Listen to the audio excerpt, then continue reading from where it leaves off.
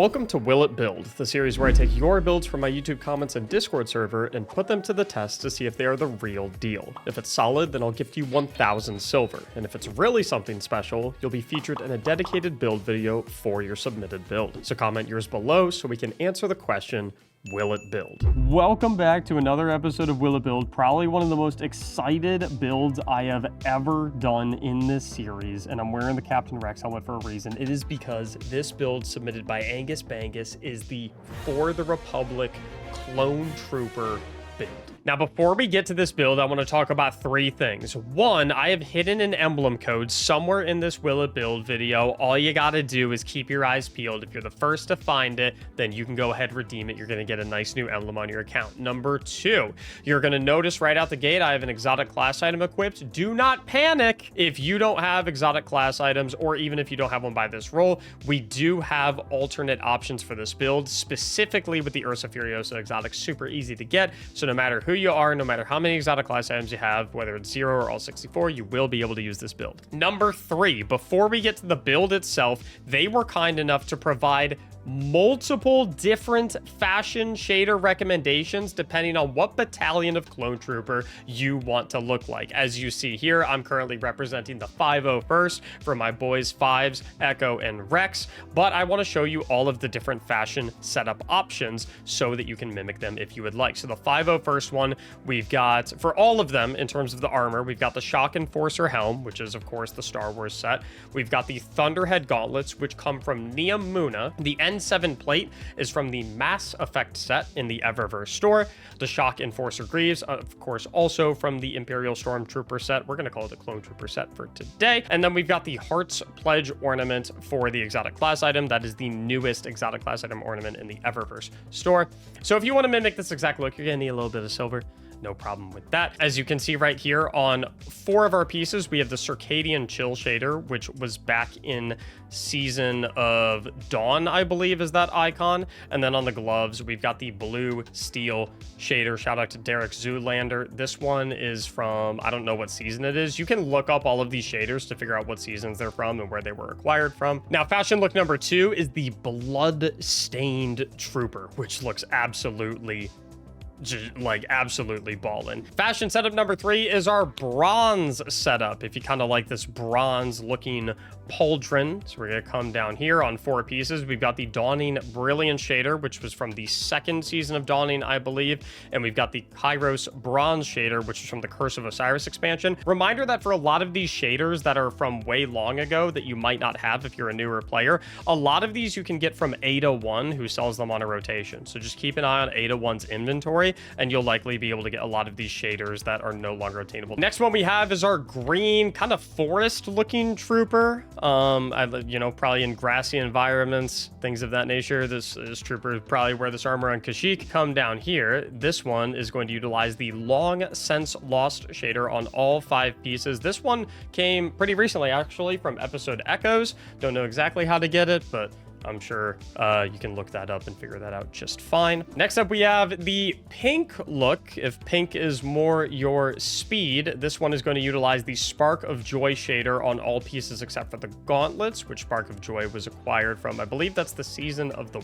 Wish icon, if I'm not mistaken. And then it's going to use the Sunrise Warrior shader on the gauntlets, which comes from Season of the Forge back in Forsaken. Again, that's going to be another one that you're probably going to pick up from Ada1. Finally, we've got our black and white trooper, our tuxedo trooper, whatever you want to call him. If we look right here, we've got monochromatic on all pieces except for the gloves. And we, of course, have Dead Orbit Resurrection on the gloves. Monochromatic going to be another one that you're probably going to pick up from Ada.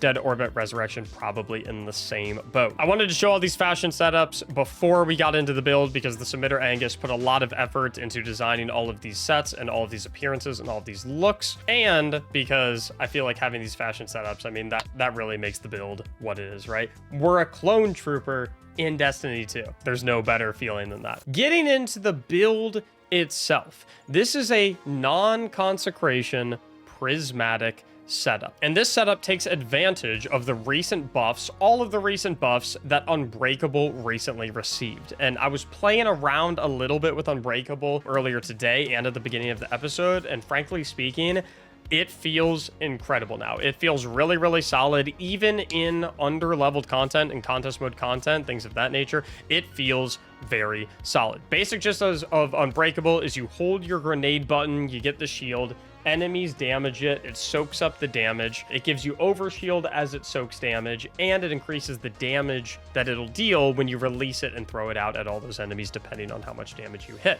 But when we incorporate an exotic class item that has Spirit of the Bear or Ursa Furiosa, what happens is, as we take damage to the shield, well, first of all, not only do we move faster while guarding with the shield, but as we block damage with the shield, that damage is converted into grenade energy.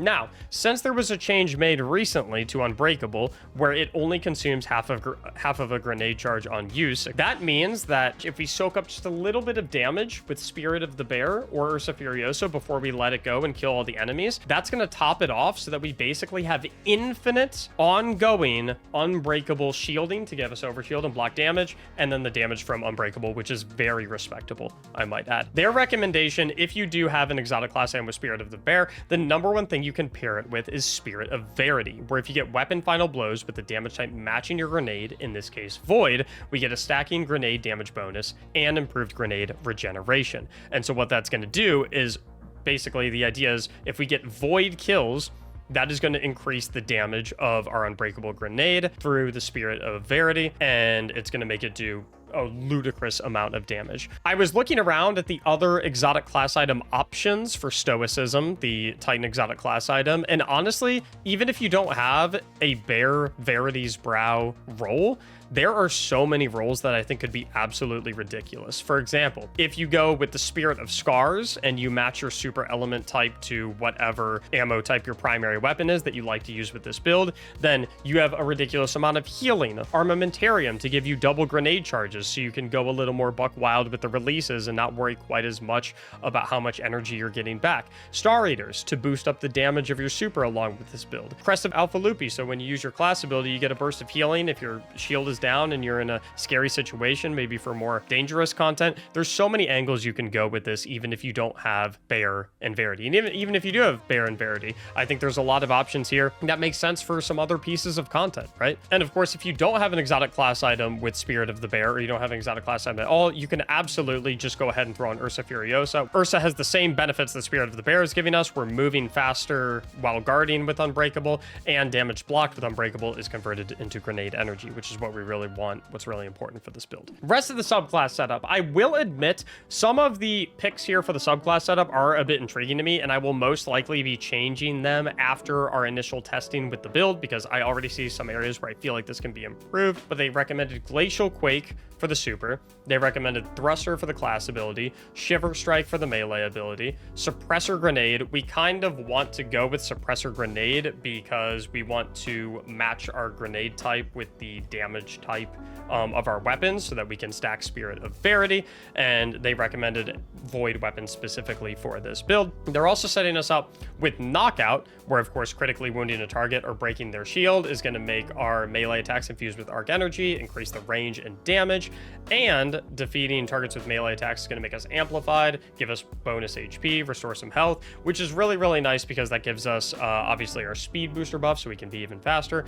the 15% damage reduction, and the enemy inaccuracy when shooting at us. As far as fragments go, they're giving us the Fast of Dominance so that our Void grenades are going to weaken targets, so when we nail something with our Unbreakable, it's going to weaken it if it doesn't kill it outright. We've got the Fast of Awakening, we're rapidly defeating targets with light or darkness damage, or Super Final Blows generates an elemental pickup of the matching damage type. Got the Sacrifice, where when we have an Arc Solar or Void buff, so for example, Amplified, ability Final Blows are going to grant bonus Darkness Transcendence energy. We've got the Fast of Purpose, that when we pick up Orbs of Power while we're using Glacial Quake, that's going to give us Frost Armor. And then finally, we have the Facet of Honor, where collecting an elemental pickup or destroying a tangle grants Transcendence energy of the same type. Like I said, some of these fragments are going to get changed. In my opinion, I think there's going to be some better options, but as always, we like to experiment with what they recommend initially, and then we make tweaks. Speaking of weapon recommendations, they said that World really is your oyster for the most part when it comes to weapons, but their preferred recommendations were the new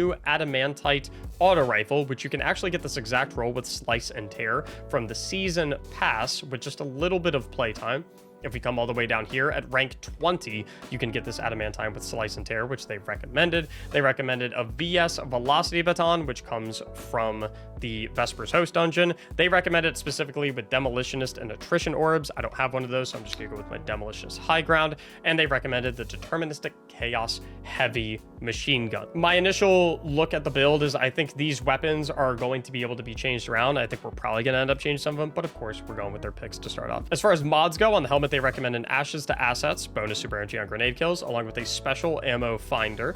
On the gloves, they're recommending a firepower mod along with a grenade kickstart mod so that we get grenade energy refund a little bit whenever we use our grenade based on how many armor charge stacks we have. Not so sure about this one, but we'll test it out, of course. On the chest, they recommended a charged up mod, void reserves, and harmonic resistance.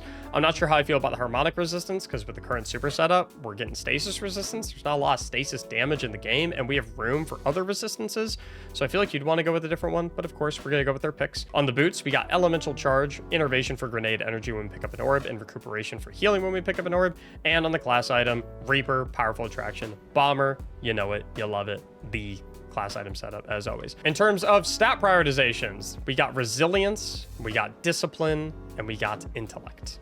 So with that build put together, and with you officially joining the 501st Legion, or whatever Legion you end up joining, depending on your fashion choices, with you joining the Grand Army of the Republic, let's answer that good old question. Will it build? So you don't need high discipline then, right? That's a good question, Buddha-san, which was asked in the live stream, by the way, twitch.tv/Mactics, where we film all of these live. You should absolutely stop by sometime. Theoretically, no, I suppose you wouldn't need high discipline. I think high discipline for this build is more of an insurance policy rather than something that you need to keep the build running functionally, right? So I think the idea here is we hold our grenade, we let them shoot at us, which is going to increase our grenade energy, as you can see. And then we smoke it. So normally we would have 50% of our grenade remaining, but since we have Spirit of the Bear, when we soak damage with the Unbreakable Shield and we let it rip, see all that grenade energy coming back? So I think the idea here is we just hold the shield. Look at that Void Overshield going up too. Let that Unbreakable meter fill. Boom. Yeah, so we just have 100% grenade uptime, basically. And then, I think the idea as well, if I'm not mistaken, is we take the Deterministic Chaos, we get a couple of kills. Look at our Death Throw stacking right there. That's the Verity. And then we'll hold this up.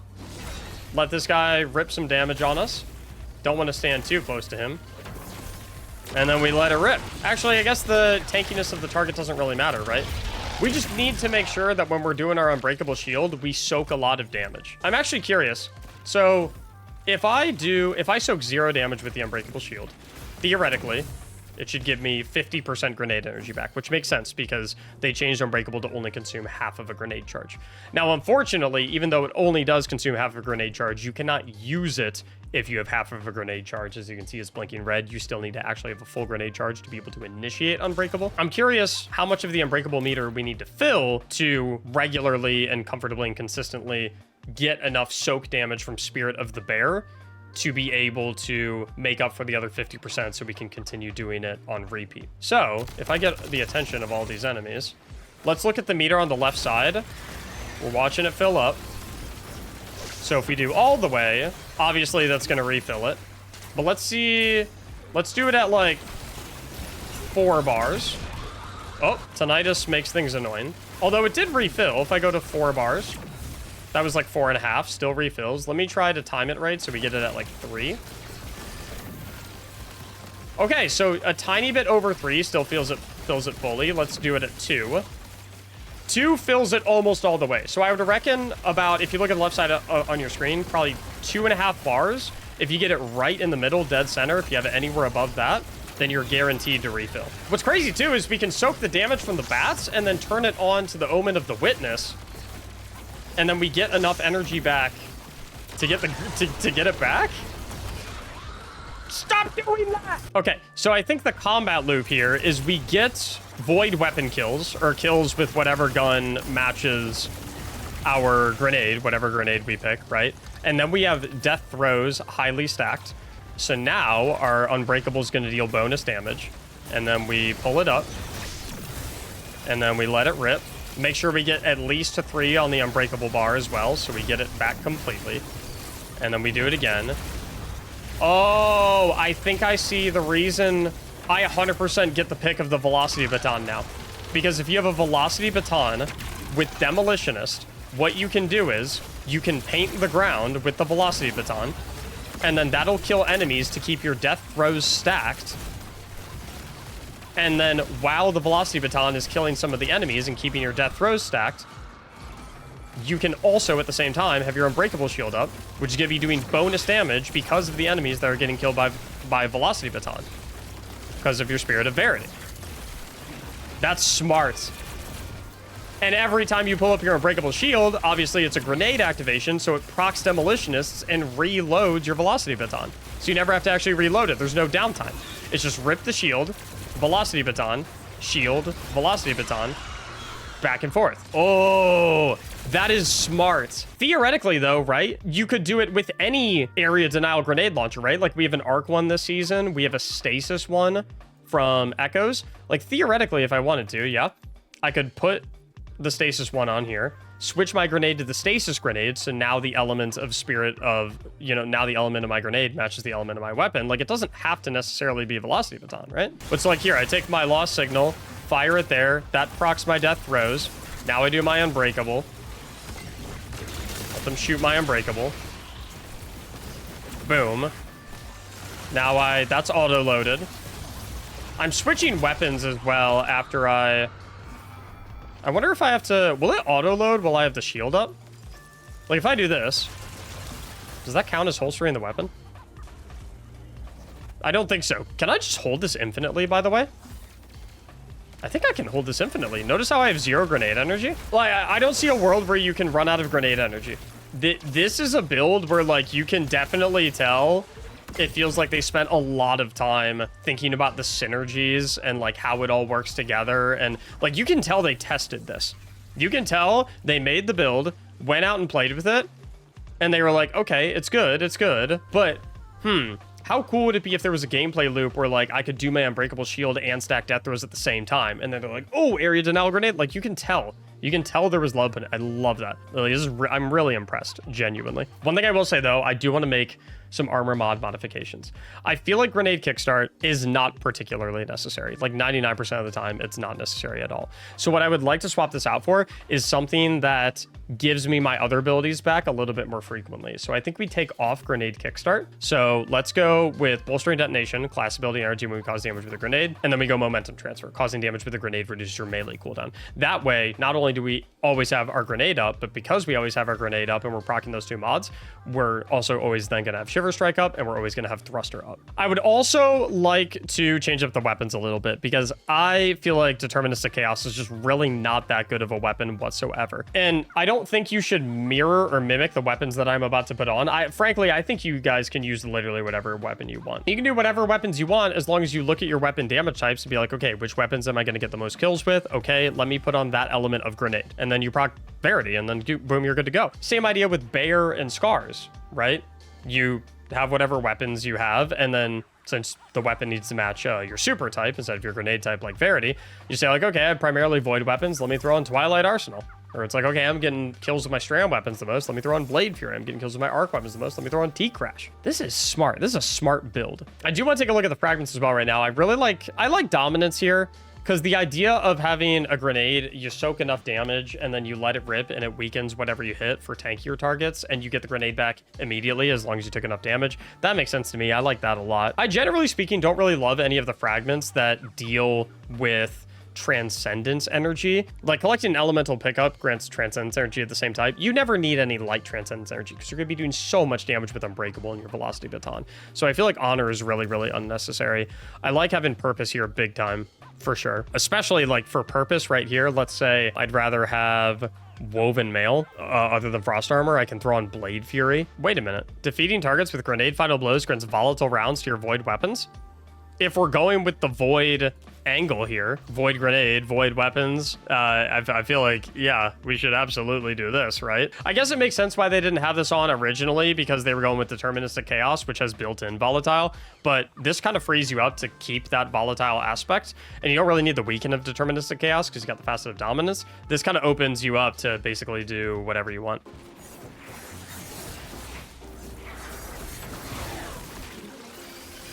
See, now we have volatile rounds. And like, I mean, like we get that all the time, right? There's our volatile right there. So it's like the idea you could do if you run fast of command, block a bunch of stuff, get enough to get it back fully, rip it. Now you have your shield back fully, plus you have volatile rounds. So you can go crazy on the volatile rounds for a bit. Like you have like on-demand volatile rounds by using your grenade that you also subsequently get back infinitely. Because all you gotta do is soak some damage and then bang. Oh, I missed. I also too just realized with Verity is so good because if you do accidentally mess up your grenade and you run out of grenade energy, stacks of death throws give you increased grenade regeneration. So just by getting kills with the damage type that match the grenade, you just get your grenade back. So even if you do somehow mess up your grenade, if you're always having death throws up, it's back permanently. Like you're chilling. You can have infinite grenade uptime, and even if you mess it up, oh, you just like get a couple death throw stacks, and then it just comes. This is such a smart build. In terms of changing other things, though, I do think I'm not huge. Since we're not going with the kickstart, I think we obviously lose the charged up. I think I want to go like more traditional angle, like you go like concussive dampener, and then you do resistances, not harmonic resistances, but resistances for whatever damage type of enemies you're fighting. I know you have unbreakable, you're borderline invincible, but still nice to have that as a handy, insurance policy, and like, what other mods you're really going to throw on. Anyway, you could definitely do like one resistance mod and a reserves mod if you would like to. I think that makes a lot of sense. Also, down on the boots, honestly, I feel like you would just go like a scavenger, maybe a harmonic scavenger and void surges for your void weapons. Like, I feel like honestly that makes the most sense. Then your velocity baton is dealing a lot more damage and you're getting a lot more ammo for the velocity baton and your void machine gun. Obviously, if we're going harmonic scavenger though, we do have to shift to Twilight Arsenal, which I'm perfectly fine with that. And then we get even more overshield from the Orb of Power pickup. If you did not want to go with the knockout egg, honestly, you know what would make this build absurd? I know Consecration just got nerfed, but I'm gonna tell y'all a little secret. It's still ridiculously strong. And my proof of that is for the contest mode dungeon, the Titan on my team was running Consecration the entire time and was still nuking everything. And if you go Consecration, you get an extra fragment slot. So you go like Consecration, you could go Frenzied Blade, so you have the triple Consecration. Then you get an extra fragment slot. Like, you can do some ridiculous stuff with this. It's like, we'll drop these because I'm not huge on the Transcendence energy. I feel like we don't really need Void Breaches that much. Most of this rapidly defeating targets with lighter darkness damage generates an elemental pickup of the matching damage type. We don't, mainly Void. We don't really need a lot of Void Breaches, so we can drop that. We can go with Dawn, so we can get the weapon damage bonuses as well. Hope, while you have an elemental buff, over shield, your class ability regenerates more quickly. We can use Thruster like 24/7. What else do we like in here? I liked Bravery, like I said. I want to stick with Bravery because we get on-demand volatile rounds always if we're using void weapons. Wait, Grenade Final Blows cure you? We're getting a lot of Grenade Final Blows. Kind of I don't know. I would either go with Mending, Grenade Final Blows cure you, or I would go Protection. Just because you're always in the middle of it. I know you have Unbreakable up, but I feel like it just makes things safer. I'm not crazy, right? Like, this build is like, could be borderline OP, no? Okay, hold up. Like, let's get Death Throw stacking. Get the Death Throw stacking. And then we'll pull this up. Soak a ton of damage. Let her rip. Get it back completely. Another shot. Get Death Throw stacking. Soak a ton of damage. Let her rip. Boom. That cures us because of Mending. And then I can run in, consecrate this dummy. Maybe Consecration ain't cooking like I thought it was.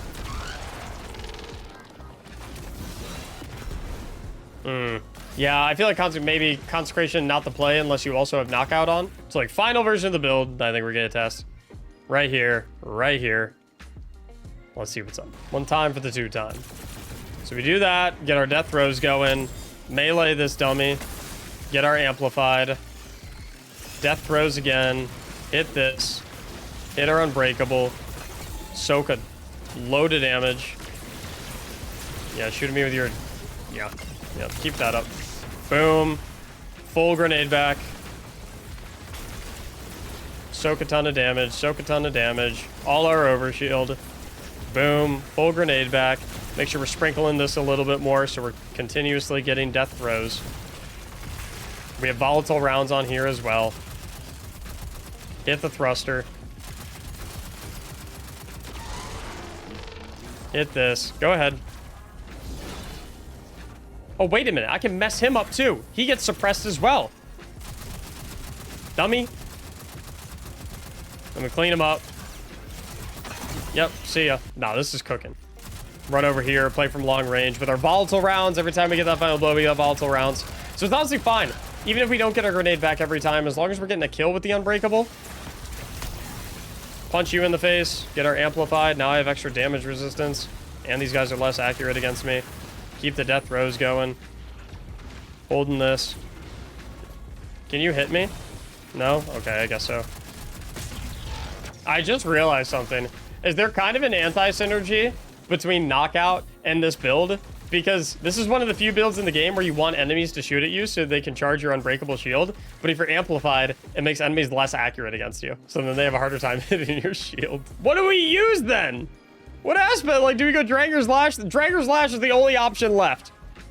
Because you might say, okay, we'll just go Diamond Lance. Honestly, I think the world's your oyster. I think you can go the knockout angle. I think you could go the Dranger's Lash angle. Because you can suspend stuff with this too. You can go the Diamond Lance angle. You can go the Consecration angle if you want. Honestly, I think all four of them genuinely work. Will it build? Absolutely, without a shadow of a doubt, yes. This is probably one of the most well thought out builds I've ever tried out in this series. It has some of the most effort driven fashion setups. Like, you can tell they put so much effort in this. I absolutely love this. Give that man some silver. Absolutely. And if you want to win some silver and you think that you have a really cool build idea that people would appreciate and would want to use just as much as this one, we would love to see it. All you have to do is join the Discord server linked in the description below and submit your build in the Will It Build channel for a chance to be featured in one of these videos. Show your build to the world and win 1,000 silver. I hope you enjoyed this episode. Please consider liking the video if you did and subscribing to the channel if you want to see future builds. Thank you so much for watching, and as always, have a great day.